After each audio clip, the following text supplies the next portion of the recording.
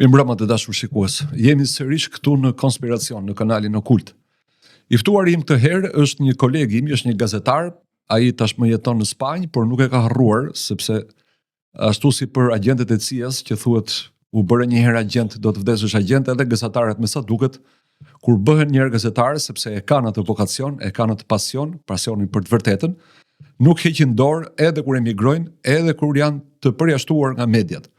Dritan Kanapari është një personazh për ata që e njohin përmes Facebookut, jashtëzakonisht aktiv me analiza kritike për kronikën e zezë, analiza politike për atë që ndodh në Shqipëri, por edhe më gjerë, sidomos për atë që po ndodh në përgjithësi me perëndimin, me përplasjen kulturore, me të ashtu quajturën kultura woke apo kultura e fshirjes e anullimit, dhe me rezistencën që po bëjnë kundër kulturës do ta quaja unë, njerëz me pikpamje sovraniste, adëtare, njerëz që janë realisht të djathtë. Në Shqipëri dëgjojmë shumë njerëz që mburren se thonë se janë të djathtë.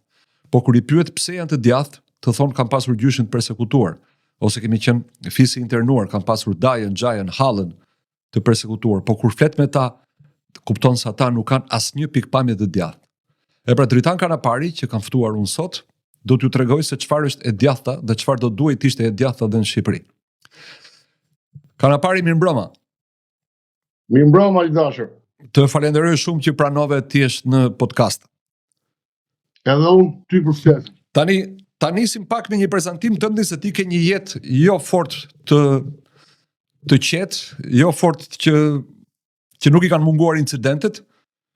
Të kuptojmë njerë nga vjen ti, cili është ai që tani në gjuhën moderne shqipe e quajmë background, pra sfondi, përvoja jote jetësore. Tashi unë aktivitetin tim e kam fillu qysh në kohën e diktaturës, kur isha në moshë fare të re. Mund them që kam qenë i pari që jam arrestuar në Shqipëri, se u shkrujtën sa parulla në gjimnaz, kur unë isha gjimnazist, edhe me i herë sigurimi i shtetit i kishte ato të thëna, se kishin edhe fëmijë të rekrutuar në shkollë, me i herë të gjitha shigjetat u drejtuan drejt meje. Dhe morën, më arrestuan, më majtën 3 ditë në tortura, me përgjues në përgjepa, histori e gjatë, po më po i bie shkurt. Sa vjeç ishe? Unë kam qenë 18 vjeç, 19 vjeç. Edhe më pas që dihet ndodhen ato që ndodhen, protestat në Kavaj, është një nga protestat e pa precedent në gjithë Europën lindore, sepse u sulmua Komisariati i Kavajës, që ishte organi më i lartë i diktaturës komuniste, ishin rreth 300 trimat Kavajës, ku pjesëtar ishte dhe unë. Masi e kisha kalu ato torturat, ato gjërat. Nuk është se u tërhoqja me fjalë, pavarësisht se presioni familjar ishte i madh, prindrit ishin shumë shqetësuar. Më pas përpara ndodhi protesta në stadium. Pra po flasim për cilin muaj e fitoi betejën, festuan atë natë. Për cilin muaj të vitit 90 flasim. Ka njerëz të ndritur në Kavaj, që sot s'janë më dhe aq të ndritur, fatkeqësisht, thanë që ose sot o kur duhet shoqëruar një protestë para komisariatit. Aty u bë protesta, doli me sukses. Gjithë Shqipëria e mori vesh, domethënë që Kavaja nuk u mposht, boni ato që boni, e para lokomotiva ose pëllumbi parë i demokracisë në Shqipëri, më pas u detyrova sepse ishte në presion. Bëhesh fjalë që ishte një listë nga se Armizalin Gjoja e majshin për më demokratë, kuptoni? Dhe një nga gjërat që e gërsoi shumë sigurimin e shtetit ndaj meje, dhe pse unë kisha një biografi të mirë dhe me, ishte sepse unë thëshë që Armizali është dhe më i poshtë se në veri, përderisa ai ka mbjetuar aty. Kjo i tërboi ato sepse kishin plan që Armizalia të shpallet si një figurë që po bën Gorbaçovi i Ballkanit. Po sill demokracinë, ke parasysh. Edhe unë më thanë që bëja pjesë ke lista 10 personave. Nëse do kishte një përplasje edhe më të madhe se ato që ndodhen, 10 persona ishin listën për ekzekutim. Në listën e protest në sipër, policia.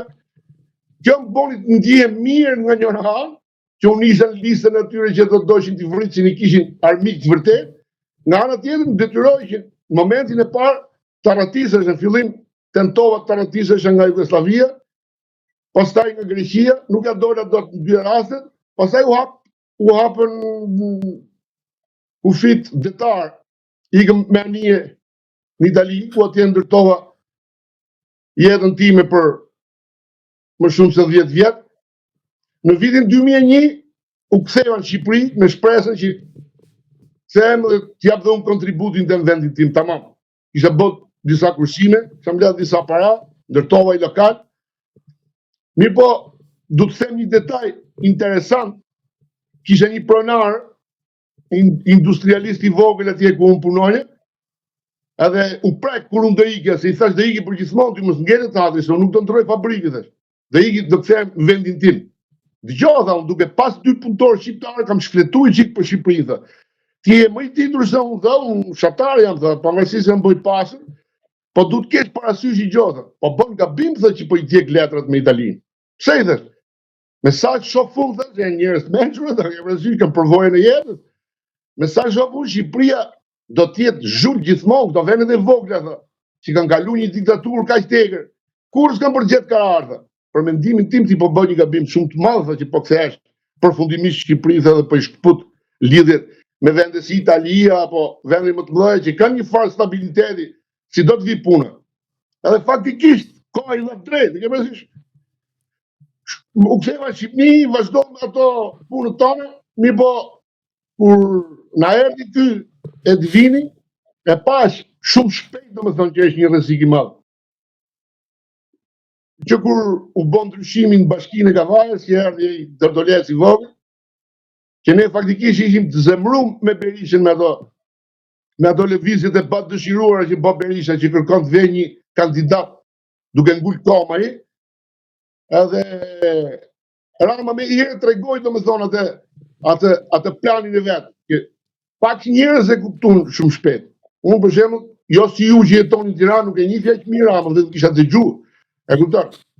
Edhe unë e pranoj, domethënë, që shumë njerëz që bën ndryshimin 4 vitet e para, e pranoj, po pranosh të votosh qeverinë e rilindjes, domethënë, qeverinë e Sorosit për 4 mandate rresht, do të thotë që ai popull ka probleme, e vësh? Ajo pjesë e madhe e popullit, e gjysma e popullit, domethënë, se flasësh në emër të popullit dhe s'fjalë më, vetëm Zoti flet në emër të popullit. Po që më duket një smundje. Kështu që aty filluan përplasje, sepse ishin 2 arsye.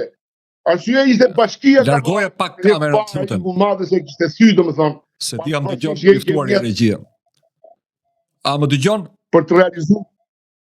Po, unë ju dëgjoj, nuk e di më dëgjoj. Shtyje pak kamerën, se e ke shumë afër me portretin. Çoje pak më larg. Okej. Po, atëherë, pyetja që të dëgohet zonë më mirë, prandaj. Jo, dëgjohet zëri shumë mirë, aty ku është. Tani dëgjoj. Ti më thej që vije nga familje me biografi të mirë. Po. A mund të më shpjegosh dot si u bëre ti i djathtë, se kur themi për familje me biografi të mirë, ne kuptojmë familje të majta në mos komuniste.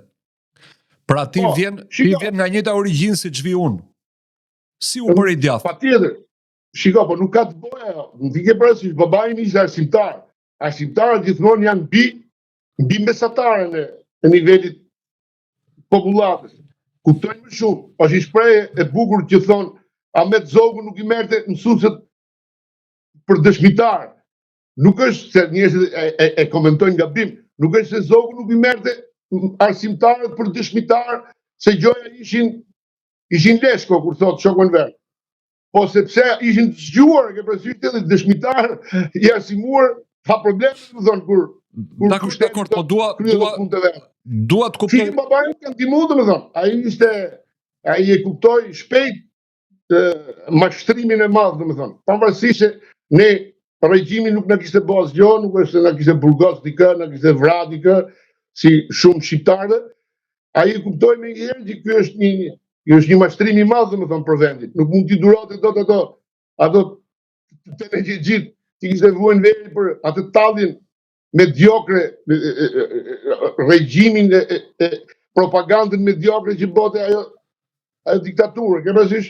Jo, e ka parasysh që që kur unë isha i vogël, llogaritë që kur unë u arrestova nga sigurimi i shtetit, babai thotë më duket se të marrëm qafë me durët. Sepse ai shpesh fliste, domethënë. Për shembull, sigurimi i shtetit i boni përshtypje kur unë kisha thonë mbas spionimeve që kishin bërë, që Mehmet Çeu nuk ka vrarë veten.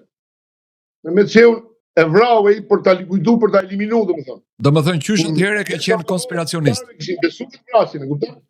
Kush ta ka thonë ti këto, më thoshin mua më thënë.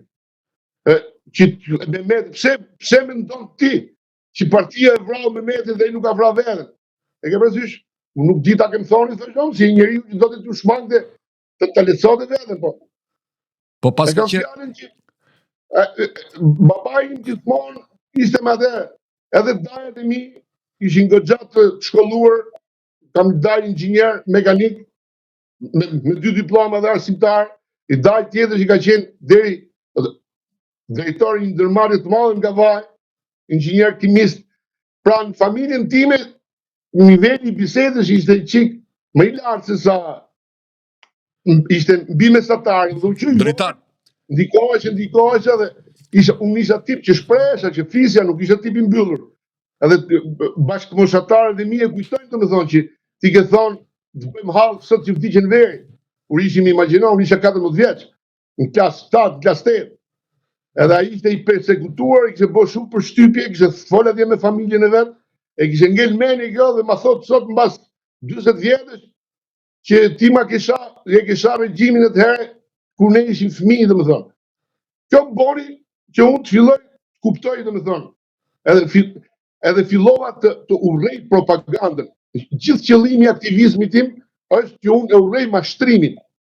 Gjithë pushtetet që kërkojnë qeverisin nëpërmjet mashtrimit dhe jo nëpërmjet garës, unë kam i urrej gjithmonë. Gjithë mënyra se si ndërtojnë skenaret, unë gjithmonë kam studiu për shembull çështjen e 11 shtatorit, se si mund të mashtrojë një shtet, një auto-atentat vrasi 3000 persona e vet për të arritur ato qëllimet e veta të pista. Drejtar. Edhe gjithë bota u mashtru, domethënë se ky e këtë kishte bë Bin Ladeni. Gjithmonë këto teoritë konspirative më kanë tërhequr pikërisht. E pra, zbulu mashtrimet, nuk kam duru mashtrimet. Që nga kur isha i vogël, domethënë, kohën e diktaturës, e deri sot që ne po flasim të dy.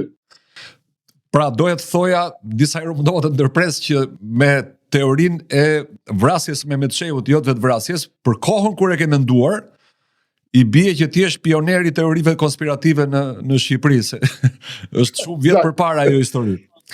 Tani më dëgjoj. Ti the që jetove 10 vjet në Itali. Po besoj që i merje lajmet nga Shqipëria, vije në Shqipëri e vizitoje. Nga 92 deri në 97 ne kishim qeverisjen e parë të PD-s, që mund ta quajmë qeverisja e parë e djathtë në Shqipëri. Sa i kënaqur ose i pakënaqur ke qenë ti me atë qeveri deri në vitin 97? Pyetje interesante kjo. Po, shiko, unë isha i kënaqur me të qeveri, di pse? Sepse aty kishte disa kolona që mu m'jepnin besim. Ti nuk të pëlqen, për shembull, nuk e di që nuk ke shumë simpati për atë kohë dhe për atë personazh ndoshta, por për shembull, Gazidete ka qenë një nga njerëzit më të dashur për mua të asaj kohe, dhe unë mendoj që Berisha dhe shumë njerëz tjerë në hijen e tij, në ndershmërinë e tij, në profesionalizmin e tij, në përballjen e tij që më pas i kushtoi jetën, e vërtet me atë band komuniste, sepse ishte akoma në kom sigurimi i shtetit. Më jepte besim. Ndodhi në Berishën 2 dhe 3 që unë humba besimin.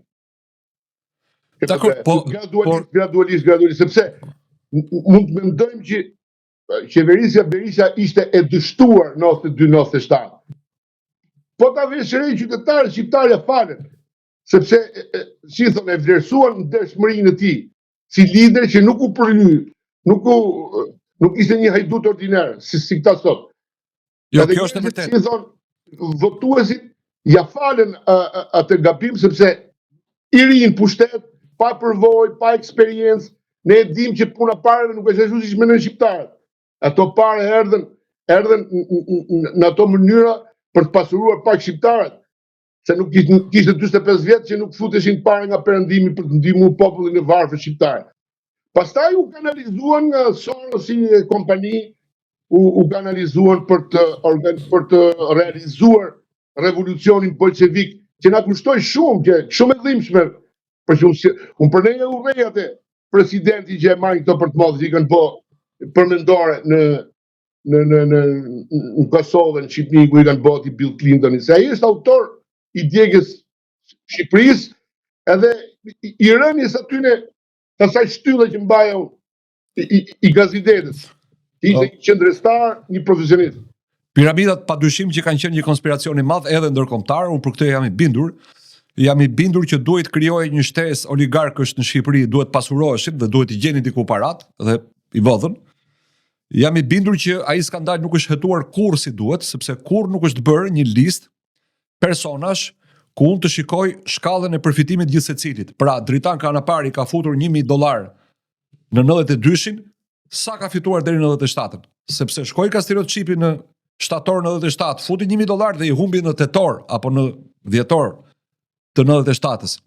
Kjo nuk është bërë kurrë në Shqipëri. Kthimi i përqindjeve ashtu në mënyrë mesatare të thjeshtë aritmetike me të gjithë ishte padrejtësi tjetër. Por nga ana tjetër unë besoj që ti duhet biesh dakord që qeveria, po të duash ta quajmë Berisha, po të duajmë ta quajmë Meksi, 92-97, ka gabime të rënda që po na kushtojnë akoma, që është moskthimi i pronës 1. Besoj që biem dakord për këtë. Mos hapja e dosjeve të sigurimit shtetit. 2. Mos ndëshkimi i krimeve të komunizmit dhe po shtoj dhe një gjë tjetër nga vetja që e kam dëgjuar nga Václav Havel. Të gjithë personat që konsideroheshin pjesë e nomenklaturës komuniste në Çekoslovaki, kur ai u bë president, me ligj u ndaloi 5 vjet të drejtën e biznesit përveç se të punësimit në shtet, pra të pjesëmarrjes në institucione publike. Dhe unë e kam dëgjuar në intervistë, Václav Haveli e mbronte me forcë këtë vendim të tij dhe të parlamentit dhe thoshte këtu nuk kemi të bëjmë me diskriminim, kemi të bëjmë me një kompensim të padrejtësisë 45 vjeçare. Këta njerëz kanë përfituar, janë të avantazhuar në raport me të tjerët, duhet rrinë në stol 5 vjet, të stërviten të tjerët, të futen në garë dhe pastaj pas 5 vjetësh gara rihapet për të gjithë. Dhe sigurisht që kjo jam plotësisht dakord. Patjetër, Në ato që ngritet, në pikat që ngritet. Po. Megjithatë, në përgjithësi ti the që ishe i kënaqur nga qeveria e PD-s, sigurisht edhe unë sot kur e krahasoj atë qeveri me të gjitha qeveritë që kanë ardhur më pas, them që ka qenë fare pak ose as pak e korruptuar në raport me këto që janë sot. Jam dakord me ty që nuk ishte fjalë për korrupsion as për Berishën as për Meksin në atë kohë. Edhe kur flitej për korrupsion, flitej për gjëra qesharake që sot na bëjnë vetëm të qeshim. Si historitë e korrupsionit të James Trafikantit, e mban mend kongresmenin amerikan James Trafikant, i cili zemëroi elitat me deklaratat e veta dhe pastaj i montuan ca afera korruptive në thonjza, që të gjitha bashkë nëse vërtetoheshin çonin në një dëm diku ke $13.000. Në Amerikë dëm $13.000 në vitin 2005, më thënë është e pa imagjinueshme. Gjithsesi, më thuaj çfarë prisje nga qeveria Berisha 2 dhe Berisha 3, qofse e quajmë Berisha 1 atë të presidencës në fakt Berishës, dhe pse fillove të ftohesh me këtë qeveri? Unë kam bërë një deklaratë në 2010. Jam bërë pjesë e administratës 2 herë në jetën time. Si e njeriu për dhënë edhe unë kontributin tëm. I herë jam bërë një vit kam punu me Berishën, dhe një vit kam punu në bashkinë kur e kishin socialistët. Pra kjo më bën që unë, që tregon që unë nuk jam paragjykues. Po. Ndaj forcave politike. Është puna e tyre që më ka çuar mua domethënë që unë të kem ato rezervat për çfarë punë ke bërë? Edhe kur punova në një vit që punova në administratë, pa shumë gjëra domethënë që nuk shkoqin mirë. Edhe gati ishte një vetë dërheqje, një largim në të dyja rastet. Edhe kur punova në bashki, edhe kur punova atje. Edhe kam bërë një deklarate, është hera e parë që unë kam dalë në një media, domethënë, kur kam thënë që Berisha, nëse nuk merr masat, për masat janë kryesisht për kapacitetet njerëzore të partisë. Berisha nuk ka menuar asnjëherë për kush do jetë pasardhësi i tij. Kjo është kulmi, kupton? Një njeri një atij niveli me atë eksperiencë politike mos menoj se kush do jetë pasardhësi dhe grupi elitar i asaj partie. Edhe kam bërë një deklaratë, ajo ka ngel postulat. Kam thënë nëse Berisha nuk merr masën 2010, kur Berisha ishte në kulmin e formës, më thonë. Nëse nuk merr masa të shkundi pemën, i bin mollet e kalpta, PD-ja do të përfundoj si LSI-ja shumë shpejt. Edhe nuk kaloi 10 vjet, PD-ja kaloi si LSI-ja. Unë këtë e thash nga media, se po ta kisha thonë nga një mlef, nga një motiv përkundrazi, e thoj nga dashuria, sepse e shifja vetëm nga ajo parti. Edhe shumë njerëz më morën një notë, ky e ka personale, e prasysh me fjalë. Qa bëjnë të turmat, tifozerit e të dyja palëve, kur i preket partia dhe shoku në verë. Unë e kam deklaru, është deklarat në vitit maj 2010. PD-ja nëse nuk merr masat me këtë që shoh fund, domethënë, me drejtimin që ka PD-ja, shumë kuturu, shkoj sa të shkoj, PD-ja do përfundoj se LSI-ja. Dhe ja ku ndodhi, nëse nuk do të kishte ndodhur kështu, kishe kërkuar falje për atë deklaratë. E ke dhënë fali, kam qenë tifoz, po fakti tregoi që PD-ja u ka tëndis si mos më keq. Edhe ka po vetvrasje, nuk është se ja ka fajin, nuk ja ka fajin kërkush, se ka largu njerëzit qendrestar, njerëzit mendimtar, njerëzit kritizerë, Berisha nuk i do kritizerë. Do të jetë vetëm ai violin, ai klarinet, ai orkestër, ai dirigent. Ne po nuk shkon larg ashtu. Kemi pas punu me një grup ne, muzikor, ku ishim 3, edhe kishim njërin ai me gjithmen ishte shumë i talentuar. Mi po do të ngjote gjithmonë pipza ti më shumë nga gjithë tjerët.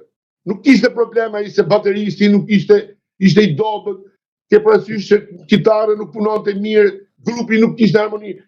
Ai e rëndësishme ishte të ngjote. Mi po unë i thëshë gjithmonë, shiko, du të forcojmë grupin ti me gjithmeni shumë i talentuar. Mund ta mbash një event i vetëm fare me fjalë, me klarinetën tale. Por na çalon grupi, po të jemi si grup. Do me thonë, dhe jemi akoma dhe më nëllë. Jo, apës kishte gajë. Kështu dhe puna Berishës, do t'i ngjohet vetëm pipza vetë. Mi po Berisha sot ka rrit në atë shkallë, që është sot qunimi madh. Sa të gjohet zoni Pilinci thot, sa rëndësi ka zoni Pilinci, ta i ka dhe zoni Berishës. Deri në atë pike ka çu vetë. Është fatkeqësi, e kuptoni? Po e mbylli keq karrierën e vet politike. E bëre një klip me këtë të fundit, një klip që do bëj xhiro në rrjeteve sociale. Shiko, në 90-ën e majta europiane humbi busullën për shkak të regjimit komunist që u shem në gjitha vendet e Europës Lindore. Ju deshën disa vjet që të ridimensionohej dhe unë mendoj që ridimensionimi filloi në sajt të Tony Blair, që shpiku teorinë në rrugës 3, dhe ne si shqiptar atëherë e kishim të vështirë të kuptonim se ajo që quhej majt dhe ajo që quhej djathtë në fakt po shkriheshin në një. Po bëheshin në njëjta gjë në Europë. Unë për veten time ka filluar ta kuptoj ndryshimin kur filloi fushata e parë e Trumpit. Dhe në atë kohë fillova të konstatoj që si në Shqipëri, si në botë, ata që pretendonin që ishin të djathtë, në fakt nuk ishin të djathtë. Kishin kohë që e kishin braktisur të djathtën për të shkuar drejt qendrës, ashtu si edhe e majta nën frymëzimin e Tony Blair në të gjithë Europën kishte shkuar dhe ajo drejt qendrës, i kishte braktisur punëtorët dhe fshatarët që historikisht i kishte marrë në mbrojtje. Kur fillove të kesh ti këtë pikpamje që ke sot, pra të thuash që PD-ja nuk është e djathtë? Se është një gjë të akuzosh Berishën si autoritar. Ke hapi temë mjaft interesante që unë do ta hap këtë, po dua që ta shtjellosh ti akoma më mirë. E bëjmë si dialog. Për mendimin tim ka ndodhur një gjë shumë e pa imagjinueshme për mua. Kemi parasysh që para se të binte muri i Berlinit, kishim një luftë gogori rus me të drejtë, komunizmi, bloku komunist që po të shkote në rënim, ku krahasohej bloku komunist me blokun kapitalist perëndimor. Apo Po. Ishte gjë e mirë, domethënë, gara e madhe e perëndimit patëm një bum, një zhvillim të madh. Ku gjithë këto kokra, që ne e dini këta bankierët, sponsorizu fort për të tregu botës ja cili është sistemi kapitalist versus sistemi komunist. Po. Që të dyja këto sisteme, po ata, ustallarët, i kishin kriju. Mi po ndodhi një gjë, kjo që theti, mas rënies komunizmit, u ndrun portat, po këta ustallarët, po e bëjnë perëndimin si Bashkimi Sovjetik, ndërsa Bashkimi Sovjetik po shkon drejt një kapitalizmi autoritar, ta quajmë, zhvillimor. A mund të më shpjegosh dot këtë, se kjo meriton një analist thellë. Është një dorë që ka lëviz, këtë që ka spostu. Si në u boka Bashkimi Evropian, si Bashkimi Sovjetik dikur dhe kundërta e vendeve tjera. Kjo meriton më shumë se sa ajo që më kërkove ti më pyetje. Do të mendimin tim. Po, Për mendimin tim, elita globale prej shekujsh, jo prej vitesh, prej shekujsh ndron një qeveri globale. Një qeveri që e kontrollon gjithë botën, sepse logjika e thjesht, këtë mund ta kuptoj kushdo, logjika e thjesht ta do që është më mirë të kontrollosh një qeveri, është më e lehtë se sa të kontrollosh 204 qeveri që mund të ketë bota. Nëse janë 204 qeveri sovrane. Nga ana tjetër, elita globale ka kuptuar se një qeveri e shpallur si e tillë, pra të thuash nga sot nuk ka më 204 shtete, po ka vetëm një dhe ka një qeveri dhe një president. Popujt nuk e pranojnë. Nuk pranon kinezit të jetojnë në një qeveri ku presidenti është indian apo brazilianin në një qeveri ku presidenti është suedez.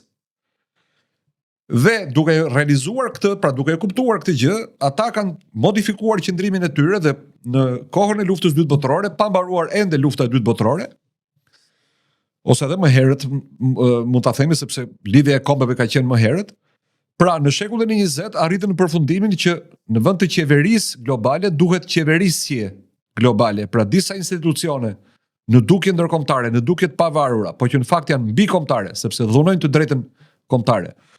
Dhe nuk janë hiç të pavarura sepse janë të varur nga ata që i financojnë dhe i kanë korruptuar. Kjo do të jetë pra e ardhmja.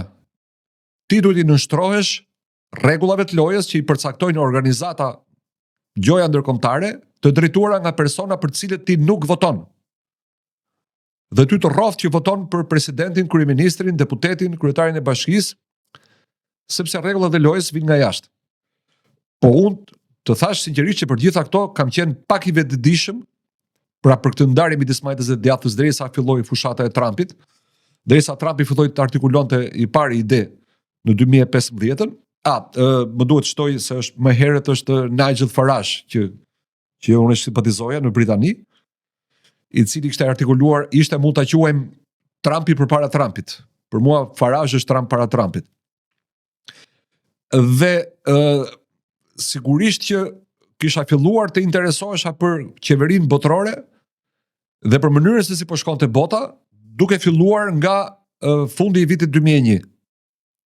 Kur ndodhjen atentatet e shtatorit, në momentin e parë unë besova 100% narrativën zyrtare që ato ishin një akt terrorist. Gjithë kemi besuar. Mu deshen disa muaj që të fillot të ngrep ca dyshime, të bëj ca pyetje, ca kërkime, dhe kur kuptova që kishte një nevojë për t'i mbajtur të fshehta detajet, për të mbyllur të vërtetën, atëherë thash ky është konspiracion, edhe do të vazhdoj të gërmoj më shumë në këtë drejtim. Kështu që kjo është para shumë. A duhet i themi njerëzve shqiptarëve, të paktën atyre që na dëgjojnë, dëgjuesve tuaj të nderuar që bota është në rrezik, se kjo ka rëndësi. Ti themi ca gjëra të thjeshta? Absolutisht bota është në rrezik. Kuptoj. Absolutisht. Dhe Shqipëria është në rrezik dhe është në syrin e ciklonit. A mendojmë ne që jo vetëm Shqipëria apo dhe bota po shkon drejt luftës tretë botërore? Shumë e mundshme, por edhe e shmangshme, por gjithsesi edhe nëse nuk ndodh lufta e tretë botërore, Agenda 2030 është po aq e keqe sa lufta e tretë botërore. Unë mendoj që kjo, besoj që e ke marrë vesh lajmin e fundit të para 2-3 ditëve që shërbimet ukrainiane, që janë gjithmonë të mbështetura nga shërbimet perëndimore, kanë paguar, kanë ofruar rusëve, aviatorëve rusë MiG-31 për të bombarduar bazën më të madhe të Europës në Konstancë të Rumanisë me raketë supersonike Kinjal, duke i paguar $3 milion, thonë ato, pa ato mund t'japin edhe $13 milion për të korruptuar një aviator. A ka rrezik më të madh se ky? Është e tmerrshme sepse njerëzit duhet të kuptojnë që ajo është një bazë e NATO-s dhe nëse goditet me raketa ruse, lufta e tretë është e filluar. Nuk ka më kohë ta shpallësh. Dhe sigurisht që ukrainësit po luajnë një rol tepër të ndyrë në këtë mes. Dhe sigurisht që kanë mbështetjen e britanikëve dhe kontrollin e britanikëve. Unë besoj se SBA është jashtë kësaj loje. Me Trumpin SBA nuk e do luftën në Europë, pra nuk e do luftën e tretë botërore. Por sigurisht jemi në rrezik të madh. Po nga ana tjetër, duke supozuar skenarin e mirë që nuk ndodh lufta e tretë botërore, a nuk jemi prapë të kërcënuar nga agenda? Në Shqipëri kaloi ligji për barazinë gjinore. Në Shqipëri është paralajmëruar se do të na imponohet identiteti digjital. Rama thotë që desha që ta ngres në këtë emision. Urdhëro. Thuaj pikpanin tënde. Po, është rrezik i madh. Shiko, të gjitha propozimet që bëhen nga globalistët janë të sheqerosura. Ata ata thanë që ne do bëjmë para digjitale, do t'i lehtësoj punën shumë njerëzve, nuk do kesh më nevojë të marrësh pare, do luftojmë në këtë rast korrupsion në mënyrë shumë më eficiente, vizioni fiskal. Pra të paraqisin tufën me lule, po nuk paraqisin fikën nga mbrapa. Fika nga mbrapa është shumë e madhe, shumë e rrezikshme, sepse nëse ata vendosin paranë digjitale dhe zhdukin keshin, se ti mund ta krijosh paranë digjitale. Edhe të ekzistojë paralelisht një ligj apo stafat për mbrojtjen e paras kesh. Apo jo? Po. S'mund të me paranë kesh, unë të maj parat policistikut. Si në detyroti mund t'i kem aty. Dhe do vjen kufi, parat tua skadojnë thot. Për 6 muaj 30.000 €, aty nuk mund t'i marrësh dot në bankë ose për nyshet të fshihet. Pra, çdo keni asgjë do jeni të lumtur, kjo është. Do ketë edhe tollona përmes paras digjitale. Unë shoh rrezik shumë të madh këthe. Aq më tepër që ka marrë flamurin ky Karagjozi jo. Do bëjë thotë duke mos pas infrastrukturën e duhur. Infrastrukturën e imponon ai, nuk e ka problem sepse të detyron. Besoj që mor vesh se çka ka ndodhur me atë shkrimtarin danez i cili ka botuar dhe një libër për von der Leyen. Ai nuk kërkon asgjë tjetër i varfri. Ai thotë të dali të bëhet transparente mënyra se si von der Leyen, që unë e quaj von der Pfizer, nëpërmjet telefonave të vet ka porositur miliarda euro, 70 miliard, sa e 32 miliard me sa e di unë. Vetëm me Pfizerin është 32 miliard. Ka porosit vaksina me telefon, pa i dhënë garanci, pa kontrol, pa asgjë, edhe këti janë bloku gjithë llogaritë financiare, dhe llogaria e fëmijës ti 5 vjeç, plus bashkëpunëtorëve të tij, se ky ka dhe një shtypshkroj, si punë cakës, është bloku gjithçka. Pra pa u miratu akoma paraja digjitale. Po të miratohet paraja digjitale, ti nuk ekziston më fare, as i numër jo. Që kjo është një rrezik i madh që njerëzit nuk po e kuptojnë, ke parasysh si ajo që ti përmendje për gjinit. Agenda gjinore. Agenda gjinore. Si paraja digjitale, janë rrezik i madh, po Shqipëri kastriot nuk bën përshtypje më asgjë. Shqiptarëve është vranë nervi, unë do t'i boja thirrje, ndoshta gaboj, do t'i boja thirrje gjithë atyre shqiptarëve të mirë, të largohen nga Shqipëria. Shqipëria nuk është më e kam bën një status ku them Shqipëria i ha njerëzit e mirë. Nuk shoh shpresë më për njerëz si puna jote, si puna ime, që qëndrojnë atë vend, domethënë se është luftë me mullitë e erë, se kupton. Opozitën e kemi të qitur, sindikata s'kemi. dashuri, bashkëpunim, qoftë dhe i grupi vogël njerëzish. Unë ta thash dhe me mesazh, unë shoh edhe ndërmjet nesh, domethënë ka një përplasje, ka sharje, ka ofendime, që ne edhe pse kemi met një grup i vogël, duhet na detyrojë që të bashkohemi, asaj nuk ndodh. Edhe që ka thënë Konica, që më kollaj mbledh një grush me pesë se sa 5 shqiptar me imeni, 2 shqiptar me imeni. Kështu që unë për veten time kam humbur çdo lloj shpresë, domethënë që atje ju po bëni një punë të jashtëzakonshme në atë punën tuaj, që po mundoheni t'i hapni mendjen njerëzve, t'i hapni syt. Mirë, po unë e shoh të pamundur. Shqiptarët janë humbur mas interesit, shohin vetëm mobilin e vet. Unë për veten time, e thash edhe në një status, e kam pa veten shumë më keq në presionin e Ramës, se nuk i përmendëm ato, domethënë që Rama ndaj meje ka bërë 3 atentate. Nga njëna anë më kam pivlerësu, sepse unë nuk e di veten që t'jem kaq i rëndësishëm sa që Edi Rama t'angazhoj gjithë shtetin kom për të prish shtëpinë teme. Unë nuk e dija për 3, nuk e dija për politike, për të ndërgojën. Të bëjnë bombë për të tristu gjithë latin e fëmijët e mi të vegjël. Domethënë, unë nuk e dija për 3, e dija për 1. Domethënë këto kanë ndodhur vit mas viti, 2015, 2016, 2017. 2017 më çoi një skuadër të pushkatimi për të më vrarë me leva kokës, me 20 qepin kokë, me kom të thyme, ke parasysh për të mbrojt nga goditjet e levave. A ndalojmë pak këtu? Unë e dija për 1 atentat, ti po më thua 3. Jo, jam 3. Okej, atëherë mund të na thuash pse hyren konflikt, me kë hyren konflikt dhe kur dhe si ndodhen këto 3 përpjekje kundër jetës sate? Shiko, unë kisha një portal që u bë shumë i famshëm, të paktën lokal, me 24.000 ndjekës për kohën, ishte gjë shumë e madhe. Quhesh Buletini i Kavajës. Llogaritë që unë kur shkoja mesha pjesën për një protestë këtij Lylit, më thoshin njerëzit, më shifshin që po postoja live në shkrim, pse ti e pas ke Buletinin e Kavajës, pra edhe në Tiranë? Ishte hap lajmi që është një portal, domethënë që unë mundoja në ato vogëlsinë time, domethënë, të shkruaja problemet lokale, që kishte bashkia atëherë, domethënë, që Rama po e përdorte si po përdor Benet Beci sot që e çon të shkuli tabelat në proporët e xhamisë, e të bëj terror, e bandat. Edhe në sistemin qendror, se shifte që ky s'ka gjë terezi. Filloi sulmet, kupton? Filloi kërcënimet, duhet mbyllësh gojën, nuk duhet flasësh, nuk duhet shkruash. Kush jeni ju që do mbyllni gojën mua?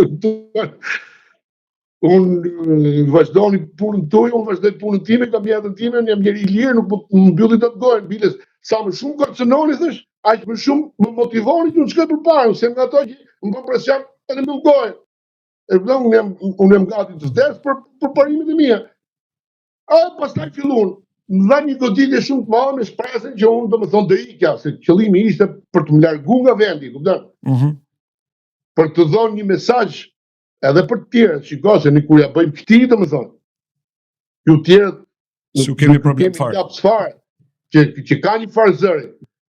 Edhe goditjen e parë thash, më shem në shtëpi, unë kam një lokal, ndërtova 2 katë me kursimet, me punë, me gjakun e gjithë jetës, ndërtova 2 katë të tjera karabina, që më kushtuan goxha, për të ardhmen e biznesit e të punës të jetës time, edhe kisha fut në proces legalizimi edhe domethënë. Në tokë time, mbi lokal me leje, më fal, nuk kishte asnjë lloj motivi të dëgjoj. Për të pashembur. Pastaj, e panë që unë nuk ndalova aktivitetin tim, më vendos një bombë këtë dera shtëpisë. Ka qenë dita kur të shpallej ajo e Hillary Clintonit. Kandidatura. Po siguroheshin votat. Atë natë ka qenë, domethënë. Edhe më morin telefon, më thonë, unë isha në kafe faktikisht. Hajde se kështu ka ndodhi gjë, ishin terrorizu fëmijët e vegjël, i kisha të vegjël atëherë. E gruaj se ky ishte qëllimi. Erdhi policia, erdhi që gjë s'u bë gjë. Unë i dhash me emër, me mbiemër se kush e ka bëu. Nuk u mjaftuan me këtë, erdhën organizuan një atentat, domethënë. Ku 2 ditë përpara erdhi policia, kontrollonte rrugën, ke kafja disa miqve të mi aty ke rruga ku ato do kalojshin, domethënë mos kishte pengesa, mos ndodhte në imprevisto, prokuroria nuk boni asnjë lloj hetimi, ke parasysh ti. Ky atentati dje që ndodhi në aeroport më kujtoi identik atë që ka ndodhur me mua shumë vite përpara, kupton? Edhe shpesh mendoja domethënë gjithë ky organizim shtetëror për të organizuar kaq atentate ndaj një personi që nuk kisha një rrezik për pushtetin e Ramës. E kupton? Thjesht nuk ishte një njeri nga të vogëlsinë time, shkruaja, isha kritik, nuk të rriqesha, po si duket atij u ju errët si kur pa një person që qëndron, domethënë, nuk të rriqet, as nuk blihet, se pat edhe oferta kështu që çketin e rregullojmë ty këtu, të bëjmë atje që do t'i mbyllësh gojën me i dorë kërbaqin, me i dorë kulaçin. Pra unë njoh mirë strategjinë e tij, për ne edhe shkruaj vazhdimisht kur ndodhin ngjarje të tilla, sepse janë gjëra që unë i kam provuar në eksperiencën time, në kurrizin tim. Kanë qenë ngjarje të merrsisht rënda, thotë, që nuk mi ka po as kohën e verit, nuk guxoj me bë, se kur torturuan të paktën atëherë kishte solidaritet madh njerëzor, në gjithë qytetin kom, në protestë heshtur. Unë e kam ndjer veten shumë mirë, shumë të nderuar. Të lutem mos ju afrosh shumë celularit. Megjithatë kam kushtu, kam bërë një përpjekje. Po ja, gjithë qytetin ndon. Kurse sot ke parasysh nuk ke as mbështetjen e opozitës. Ja ti nuk e di për shembull që mund ka ndodhur tratë data. Jo, për tre nuk e dija, për një e di. Qytetari që është pishtar demokracie, që ka një zë, edhe mos e din qytetarët shqiptarë që mund ka ndodhur 3 atentate njëri mas tjetrit. 2015, 2016, 2017. Mund ka rujt zoti, kupton? Se më goditje që kom pas me leva, unë du t'isha tek, më desh zoti që jam gjallë. Dhe në të 3 rastet nuk ka as të dyshuar, as të ndjekur nga policia, as të marrë në pyetje nga prokuroria fare. Fare po, kjo është dora shtetit. Kështu që prandaj unë dola në konkluzionin që thash ty, ai vjen i han njerëzit e mirë. Kështu që unë nuk shoh më as shpresë atje, domethënë gjithë. Se edhe njerëzit vetë kanë filluar ta refuzojnë, shohin vetëm ato borrin e vet, interesin e vet personal. S'ka më, kupton? Që të sakrifikohesh për atë vend, duhet edhe të duan edhe të vlerësojnë pjesa e popullatës. Për ndryshe çfarë kimi ka. E kupton? Dritan. Më fal për shprehjen, po flas banalisht. Të vinë të bëj shurën ke varri pasi ti ke dhënë jetën për atë dheu. Dritan, të lutem. I kuror. Atëherë vdes i thonë asaj, vdes dëshira për ta vazhduar betejën për atë vend. Të lutem mos ju afro shumë celularit, e kuptoj që flet me pasion dhe mua më pëlqen mënyra si po flet, vetëm mos ju afro shumë celularit se bëhet i vështirë ndriçimi dhe edhe shkon balli jot sipër kuadrit. Tash unë du të flasësh ti që ta bëjmë çik se unë folë shumë për vetë. Po ja do flasum tani. Ti je besimtar dhe unë besoj që ti je besimtar i mirë nga ata që kanë frikë nga Zoti dhe i respektojnë urdhërimet e Zotit në jetën e përditshme, jo thjesht për Ramazan, jo për sytë e botës, po për veten. Ne të dy na ka bashkuar dhe një kaos tjetër në qëndrime. Të dy kemi qenë kundër gjenocidit që po ndodh në Gaza dhe në Brekun Perëndimor, pra në të dy pjesët e Palestinës. Dhe unë kam thënë shpesh që nuk ka nevojë të jesh musliman, që të jesh kundër gjenocidit edhe të jesh pro fëmijëve dhe grave dhe mjekëve dhe gazetarëve që janë masakruar sistematikisht atje, por duhet të jesh njeri. Po kjo, kur kemi të bëjmë me njerëz që duhet të jenë njerëz, dhe ndërkohë kanë edhe pet kufetar, janë hoxhallar, janë teolog, janë myfti, dhe nuk reagojnë, duke filluar që nga Baba Mondi. Çfarë mund të thuhet për këta njerëz? Po prit mos u nxito për të dhënë përgjigje të bëj një parashtres të gjatë. Pra, e para kemi Gazën dhe Brekun Perëndimor dhe unë nuk kam parë një reagim aq të fortë sa të doja unë të kisha parë nga i gjithë kleri shqiptar dhe nga të gjithë besimtarët, nga ata që rrajnë gjoksin që thonë jemi fetar. Por nga ana tjetër ç'i themi kësaj tjetrës? Dje mediat kanë raportuar se në Shqipëri është krijuar në parlament grupi i aleatëve të Izraelit. Dhe ka 5 antar të Partisë Demokratike në atë grup dhe 3 Partisë Socialiste dhe 1 nga partia Mundësia. Pikërisht në kohën kur qeveria e Izraelit është moralisht, nuk po them ligjërisht, se sa kanë pranuar shtetet e fuqishme perëndimore, po moralisht është në bankën e të akuzuarve. Smotrich, Ben-Gvir, Netanyahu, Yoav Galant janë persona të shpallur në kërkim nga gjykata ndërkombëtare, të akuzuar për gjenocid. Pikërisht në këtë kohë, 9 deputet shqiptar zgjedhin që t'jenë aleat të Izraelit. Është Gjek Markaj, është Romina Kuko, është Gazbend Bardhi, që ti besoj se e njeh, se e ke edhe nga Kavaja. Është edhe Ralt Kapri nga partia Mundësia, që për vete jam shumë i habitur. Ç'i thua kësaj? Çfarë po ndodh me ADN-n e këtij kombi? Kjo lidhet pikërisht me atë përpara që thash, që unë po çuditem që nuk krahasohet as me kohën e diktaturës, kur atëherë kishte një solidaritet madh njerëzor. Sot unë kam mbet i shastisur nga reagimi qytetar, kuptoj që më dal vetëm domethënë, praktikisht. Nuk është se kam bëni mu të tërhiqem nga, përkundrazi.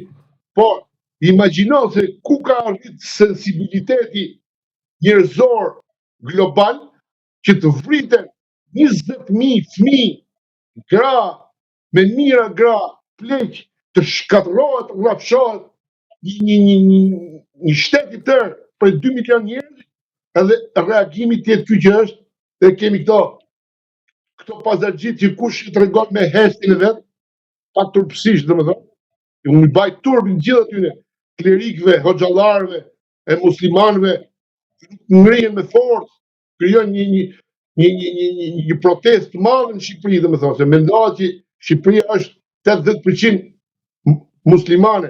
Edhe ato që nuk praktikojnë janë njerëz, kanë ndjesi, njeriu e menon si për vetë vet, si për fëmijët e vet, si çeka e punë. Kaq poshtë ka ra sensibiliteti njerëzor global, sa që nuk i bën përshtypje më këto kulmi. Kjo që bën ç'të të them ty stertore, domethënë, nuk ka ndodhur. As në kohën e Hitlerit nuk ka ndodhur që të qellohen fëmijët e vegjël për hobi, të merren në çinjestër. Çopat e fëmijëve, ti bësh llokma, ti sulmosh intencionalmente, kur thotë italiani, qëllimisht. Jo, nuk kam fjalë, nuk di ta shpjegoj, më ndihmo të lutem. Jo, dhe unë e kam vështirë ta kuptoj, ose më saktë, s'po dua të merrem me teori konspiracioni, se sigurisht e kam një shpjegim. Po e njëjta gjë po ndodh me ligjin për barazinë gjinore. Është pastori Akil Pano që vazhdon të jetë vokal kundër agjendës gjinore, po nuk shohim të njëjtin reagim nga komuniteti musliman në Shqipëri. Nga Babamondi jo, po nga Babamondi as nuk e pres, sepse ai kur ha dark me ambasadoren, e fton për iftar ambasadoren e Izraelit, Galit Peleg, ndërkohë që ka ftuar dhe krye rabinin i cili shkoi shërbeu ca kohë, vrau ca njerëz në Gaza dhe u kthye prap krye rabini i Shqipërisë. Nga Babamondi pra nuk pres. E ka shitur shpirtin me kohë, siç e kanë shitur edhe këta të 9 që dolën tani pro Izraelit. Po ka kaq shumë institucione fetare Shqipëria, kaq shumë klerik, nuk dalin të flasin ore agjenda gjinore, po vjen për fëmijët tanë. Tani, unë e kam djalin të rritur, e kam adult. Fëmijët të tjerë zorë se do kem. I bie që të mos e vras mendjen, se djali im nuk kërcënohet. Po unë shqetësohem për fëmijët e Shqipërisë, pavarësisht se nuk janë fëmijët e mi në kuptimin e drejt për drejt. Këta që kanë fëmijë nuk shqetësohen. Nuk arrit ta kuptoj domethënë çfarë ka ndodhur, a është vaksina, a është trushplarja, a është ushqimet që han njerëzit, a është kultura që kanë marrë këto vjet përmes mediave, televizionit, po qoftë edhe muzikës që i ka bërë individualist, të tërhequr, të mbyllur, të pafuqishëm. Shohin interesin e vogël fare dhe që... Po mirë, pra pse u bën njerëzit kaq të vegjël interesa? Se interes kishte edhe në kohë të komunizmit. Le të fustin ty në burg, unë do dilja kundër teje që të merre një flet kampi, të merre një autorizim për televizor, për lavatriçe. Kisha edhe unë interesa, edhe ishin interesa ekzistenciale ato. Se mund të merrja një shtëpi, mund mos kisha shtëpi, për shembull, edhe të merrja një shtëpi nëse të spionoja aty, ose thjesht të bojkotoja, nuk të mbështesja. Po sot njerëzit nuk janë si komunizëm. Ka shumë të tepër mundësi për të jetuar dhe për të mbijetuar. mu më është ndaluar që i kam kritiku ashpër klerikët hoxhallarë drejtuesit tonë. Ne na është ndaluar të flasim edhe sepse hynë në frymën e përçarjes dhe me. Po nuk është se ja kam kursy. Ti nuk kesh parasysh gjë që institucioni më i lartë fetar në Shqipëri është KMSH-ja, Komuniteti Musliman Shqiptar. Po. E dini kush e ka kapur për fyti Komunitetin Musliman Shqiptar? Gyleni. Gyleni është ekuivalenti i Sorosit në politikë. Po shiko. Ato segmentet caktuara të Amerikës janë të interesuar që të kenë një komunitet musliman të kapur, në parasysh jo të lirë. Edhe ai komunitet pak a shumë funksionon siç funksionon dhe politika. Shohin ato interesat e veta, ne kemi Miftin Kavaj që ka një 7 mandate që rrin krye Mifti, domethënë nuk e di pse është kaq i pazëvendësueshëm ai. Që mund të vite një djalë i ri, më i shkollum, për të sjellë shembull, e kupton? Ai thot vetëm ato vjersat e veta për menç, nuk del kur nuk e qit kur komën nga rrethi. Kjo është arsye, mendoj unë, domethënë që komuniteti musliman si institucion kaq i rëndësishëm, domethënë, është gojkyçur, që duhet të shpërthente faktikisht. Shiko, ashtu siç kapur ata në shantazh, ata thërriten atje, shiko se ne i kërcënojmë me burg agjenturat e huaja, domethënë që duan një islam që ashtu si pëlqen Izraeli. Po pastaj duhet të kesh parasysh një gjë. Ka tregu koha, janë sprovat e të mëdha të Zotit, kuptoni se ai nuk ka problem i ndryshu gjanat, po ai do të na sprovoj deri në fund. Si do ta sprovoj Kastriot çipin ai? Se çfarë njeriu është? Në pas qëndrimeve që ti ke edhe. Patjetër. Ndryshe. Prandaj Leo se nuk ndërhyn dhe ai me dorën e vet kur do. Po, jo. Po që Izraeli e ka vu poshtë botën, përderisa ka kap Amerikën dhe e keq përdor një shtet aq të madh sa Amerika, mos pyet më për pjesën tjetër. Ti ke parasysh që Edi Rama ka bë pakt me izraelitët. Patjetër. Patjetër. Shqipëria pakti është që 1 milion izraelit mund të vinë kur të duan, ata që kanë frikë nga lufta, që nuk duan, janë të pakënaqur me atë që po ndodh në Izrael, të vinë të strehohen në Shqipëri, domethënë, si agallar, jo si qytetar, si ne, që na konsideron qytetar dorës dytë do të na përzej.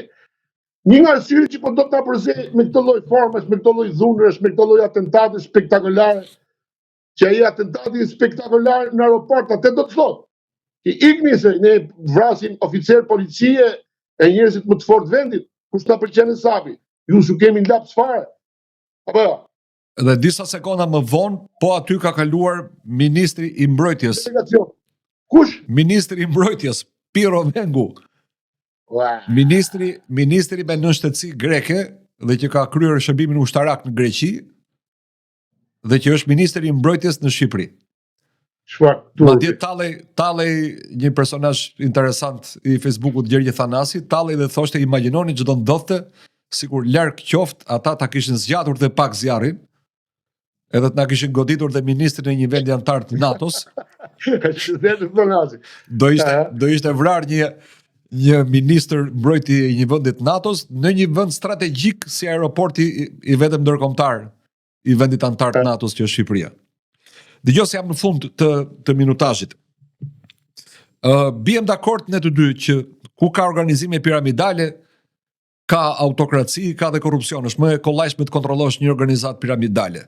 Po unë nuk dua ta shoh Bashkësinë Muslimane në Shqipëri si organizat piramidale, siç nuk dua të shoh as Kishën Ortodokse autoqefale, që s'është autoqefale, po që duhet bëhet, as komunitetet e tjera fetare, si nuk duhet shikoj as partit si organizime piramidale, duhet të shikoj si organizime njerëzish të lirë. Çfarë i pengon qytetarët shqiptar që pas pak ditësh ne do të shpallim nismën për referendum kundër agjendës gjinore, të marrin një tavolinë, të marrin formularët që do ja japim ne, se do t'i marrim ne në KQZ, dhe të ulen përpara kishës, përpara xhamisë, përpara degës së partisë atje ku banojnë, edhe të thonë mbledhim firma kundër agjendës gjinore. Nuk do Prifti, nuk do Hoxha, nuk do kryetari i partisë në qarkull tim, dua unë ta bëj, edhe do ta bëj. Dhe unë jam i bindur që nëse qytetarët e bëjnë këtë gjë, udhëheqësit e tyre politik dhe fetar do të vjen në presion. Do të reagojnë dhe ata. Si mendon ti? Unë mendoj që nuk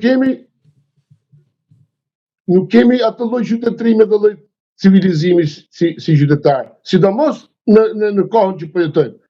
Se edhe ajo pjesë e mirë e shoqërisë që ishte, domethënë, ka ikë, është largu. Kështu që ato që kanë mbet atje janë gjithë njerëzit pjesa më e madhe, janë gjithë interesaxhi.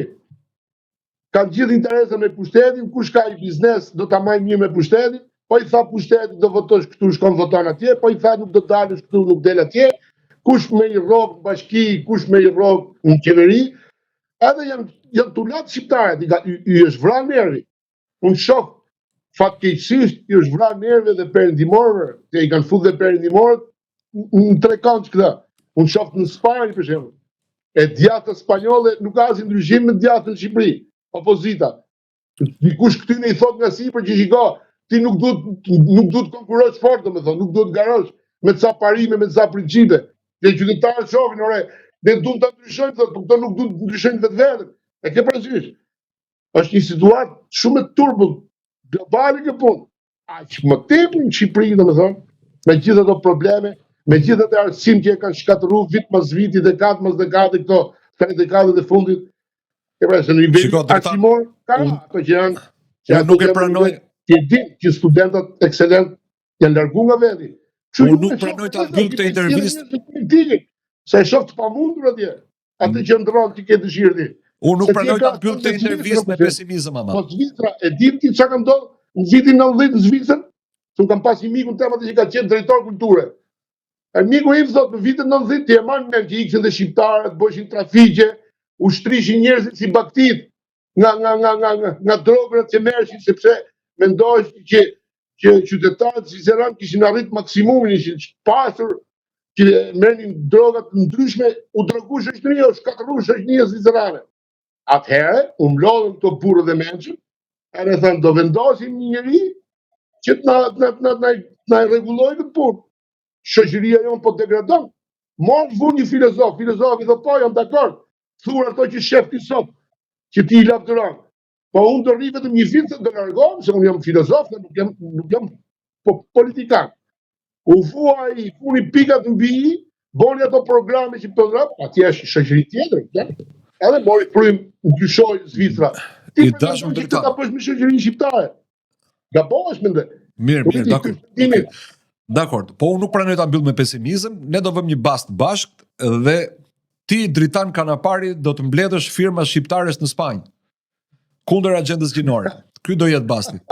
Unë jam dakord të jap pjesën time në çdo kohë, miku im, po jam demoralizuar tash e kam pasur. Do votoni edhe ju me post. Inshallah unë i lutem Zotit, si gjithmonë, se duat ka ndryshu botën. I lutem Zotit që ta ftilloj popullin tim të mendoj ndryshe, të ndryshoj për mirë, kthehet ka i mirë, edhe ta udhëzoj. Atëherë me këtë po e mbyllim. Të falenderoj shumë për bisedën, ka qenë një nga bisedat më të këndshme që kam zhvilluar ndonjëherë. Falenderoj shumë. Dhe me këtë investim që bëre sot, në fakt nuk t'jam unë në borës, po jeti në borës duhet vish prapë në emision, sepse me siguri shikuesit do të kërkojnë prapë. Shiko, du të di që unë kisha vendosur që nuk të dalë më, pa ka thonë dhe Robert Papës, po është hatri jot i madhi, nga që unë të du fort, nuk të prish do të kurti. Shiko, nuk duhet t'ja prishësh publikut, sepse ti do shikosh komentet, nuk duhet t'ja prishësh publikut, jo mua, se do shikosh komentet, do shikosh që ka njerëz që kanë nevojë të dëgjojnë ato që thua ti. Nuk është e vërtetë që janë zhdukur të djathët në Shqipëri. Të djathët thjesht nuk kanë përfaqësim në Shqipëri. E vërtet. Të falenderoj dhe të uroj të gjithë mirat. Gjithashtu edhe unë ju. Mirupafshim. Këtu e përfundojmë emisionin të dashur shikues, shpresoj që të ketë qenë i këndshëm dhe interesant për ju. Mirupafshim.